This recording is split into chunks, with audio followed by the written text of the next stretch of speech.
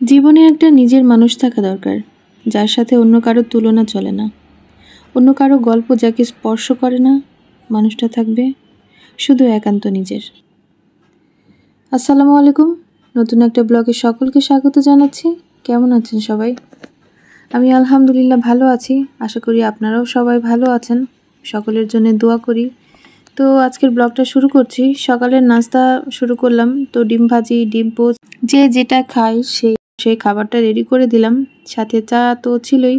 তো এই তো এগুলা দিয়েই সকালের নাস্তা শেষ করলাম। তো সকালের নাস্তা শেষ করে চলে গেলাম দুপুরের জন্য খাবার রেডি করতে।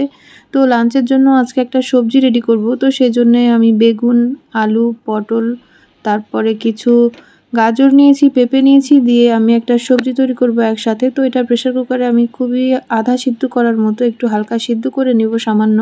তো এর জন্য কিছু রসুন পেঁয়াজ বাটাও সাথে অ্যাড করে দিচ্ছি। ঝালের আমি কোনো লাল মরিচের গুঁড়া দেইনি ঝালের জন্যে, তো শুধু ঝাল ছাড়াই এটা সিদ্ধ করে নিলাম। তো এরপরে সিদ্ধ করে নেওয়ার পরে একটু পেঁয়াজ আর একটু রসুন দিয়ে আমি এই সবজিটা আবার একটু তেলে দিয়ে দিলাম। তেলের উপরে দিয়ে কাঁচামরিচ কয়েকটা ফালি করে দিয়েছি, দিয়ে কিছুক্ষণ নাড়াচাড়া করে নিব। এবং এটা যতটুকু আমি ঝোল রাখবো সেটা করার পরে আমি একটু ঘি দিয়ে দিলাম এবং সামান্য একটু চিনি দিয়ে দিব, 1 চিমটি 1.5 চিমটির মতো, এরকম অতি সামান্য। একটু ঝোলঝোলই রাখবো, একটু ঘন ঘন করেছি যাতে রুটি পরোটা সব কিছু দিয়ে খাওয়া যায়। তো এই তো সবজিটা রান্না শেষ হয়ে গেল। রান্নার পরে আমি একটু আলু সিদ্ধ করে নিয়েছি, যেহেতু একটু কাঁচামরিচের সাথে সিদ্ধ করে নিয়েছিলাম। নেওয়ার পরে এখন এটা একটু কাঁচা পেঁয়াজ আর সরিষার তেল দিয়ে একসাথে হাতে মেখে নিলাম ভর্তাটা। আর এদিকে কাকলা মাছ নিয়ে নিয়েছি, কেউ কেউ কাক্কা মাছও বলেন। আর সেই সাথে একটা দেশি মুরগি নিয়েছি এবং 2 রকম মাছ মুরগি রান্নার জন্য আলাদা আলাদা আমি মশলা রেডি করে নিয়েছি একসাথেই। তো এই তো করে নিয়ে আমি ওই রেডি করা মশলাটার ভিতরে ভেজে রাখা আলু দিয়ে কিছুক্ষণ নাড়াচাড়া করে কষিয়ে নিব। যেতটুকু পানি আছে, যেহেতু মশলা রেডি করার সময় আমি একটু পানি মিক্স করে দিয়েছিলাম, তো ওই পানিটা যাতে শুকায় এবং সেই সাথে তেলটা পুরোপুরি উঠে আসে সেই পর্যন্ত আমি রান্না করলাম। করার পরে এবার আগে পরিষ্কার করে ধুয়ে পানি ঝরিয়ে রাখা মুরগিটা দিয়ে দিলাম। তো এই মুরগিটা একদমই বাসায় পোষা এবং এটা গ্রামের আলো হাওয়া বাতাসে বড় হওয়া মুরগি, ফার্মের মুরগি নয়। তো যাই হোক, এটা আমি রান্না করছি, প্রায় 1.5 কেজির মতো আছে মুরগিটা, একসাথে রান্না করছি মশলা দিয়ে। তো এটা ভালো মতো মশলা দিয়ে নাড়াচাড়া করে কষিয়ে নিচ্ছিলাম।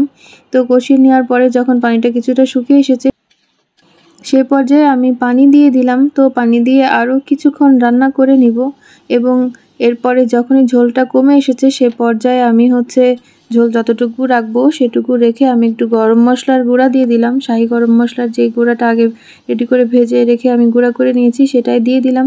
তো মাংস রান্নাটা শেষ করার পরে আমি এবার দিয়ে দিলাম মাছের জন্য রেডি করা মশলাটা তেলের উপরে দিয়ে এটা ভালো মতো কষিয়ে নিলাম এবং পানি শুকিয়ে যাওয়ার পরে আমি মাছগুলো দিয়ে দিলাম। যেহেতু এই মাছটা খুবই নরম, তাই আগে থেকে একটু হলুদ লবণ দিয়ে হালকা ভেজে নিয়েছি যাতে ভেঙে না যায় এবং নরম হওয়ার কারণে মাছটা রান্না করতে খুব একটা বেশি সময় লাগে না।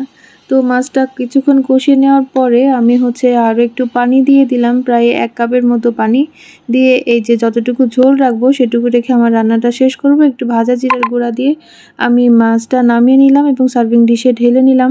তো এইগুলা দিয়েই দুপুরের খাবার শেষ হলো খাওয়া। এরপরে বিকালে একটু বাইরে গিয়েছিলাম দুইজন, কিছু টুকিটাকি জিনিসপত্র কেনার ছিল। তো ওগুলো কেনাকাটা করে আসার পরে বাসার নিচে একটা আমাদের কফি শপের মতো আছে ছোট, তো ওখানে প্রায়ই আমরা বসি। তো ওখানে বেশ কিছুক্ষণ বসে গল্প করলাম, কিছু খাবারের অর্ডার দিলাম। তো খাওয়া দাওয়া করে নিলাম। নেওয়ার পরে ভাবলাম যে বাসার জন্য নিয়ে যাই, যেহেতু প্রতিদিন বাসায় নাস্তা তৈরি করা হয়, আজকে যেহেতু নিজেরা বাইরে খেলাম তো বাসার জন্য সবার জন্য অর্ডার করলাম। করে এইদিকে আমরা আমাদের নাস্তা শেষ করলাম এবং কিছু জুসের অর্ডার দিয়েছিলাম। আমি নিয়েছিলাম পেঁপের একটা জুস চিনি ছাড়া, আর সে নিয়েছিল লেমন মিন্ট।